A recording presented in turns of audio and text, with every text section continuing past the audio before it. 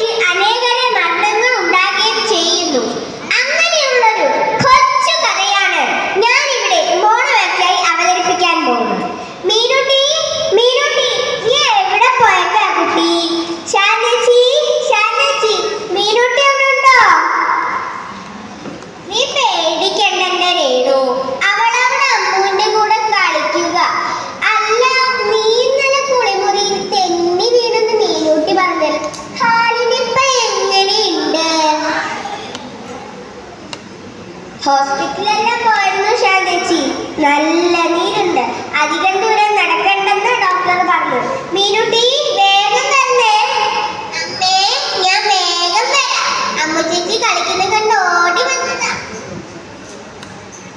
മീനുട്ടി, മീനുട്ടി, അച്ഛൻ വന്നു. അമ്മേ, അച്ഛൻ വന്നു. ഇന്ന് നേരത്തെ ആണല്ലോ. ഇന്ന് കുറച്ച് നേരത്തെയാ. അമ്മയ്ക്ക് സുഖമില്ലാത്തതല്ലേ. നീ ഇന്ന് അമ്മേനെ വല്ലതും സഹായിച്ചോ മീനുട്ടി?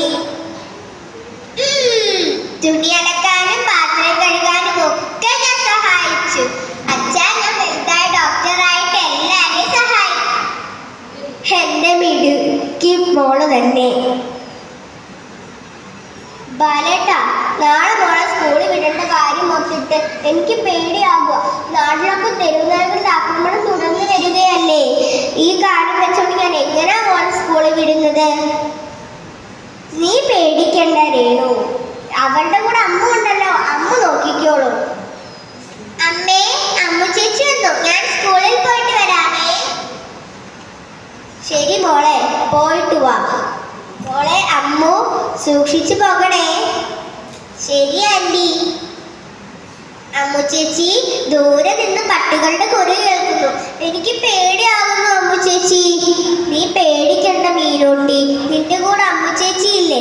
അമ്മു ചേച്ചി നോക്കിക്കോളാം. ഏതെങ്കിലും പട്ടി നമ്മുടെ നേർക്ക് ഓടി വന്നാൽ നമുക്ക് ഏതെങ്കിലും വീട്ടിൽ കയറി ഒളിക്കാം, കേട്ടോ?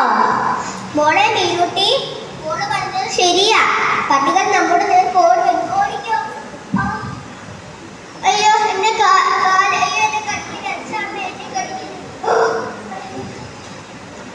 മോളെ മീനുട്ടി, എഴുന്നേക്ക് മോളെ. മോൾക്ക് എന്താ പറ്റിയ? മോളെ എഴുന്നേക്ക് മോളെ. മോളെ ആശുപത്രി കൊണ്ടുവരാൻ ആരെങ്കിലും ഉണ്ടോ? മോളെ എഴുന്നേക്ക് മോളെ.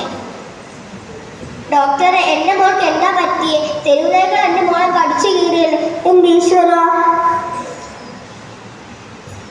ഡോക്ടറെ, വന്നപ്പോൾ തന്നെ എൻ്റെ മോൾക്ക് ഇഞ്ചക്ഷൻ എടുത്തോ? ഒരു അസുഖവും ഇല്ലാതെ എൻ്റെ മോളെ തിരിച്ചു തരണമേ ഡോക്ടറെ. കുട്ടിക്ക് വന്നപ്പോൾ തന്നെ ഇഞ്ചക്ഷൻ എടുത്തു.